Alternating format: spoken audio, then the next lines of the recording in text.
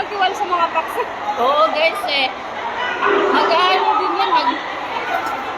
I mean mag-aasawa din sila ng cousin nila. Scammer. Scammer na? How about this? Scammer na ka nga? How about this? Yeah. Mag-ano din sila. Scammer na ka nga? Paksyo. Mag-aasawa din sila ng pinsan nila. Sa ano ba yun?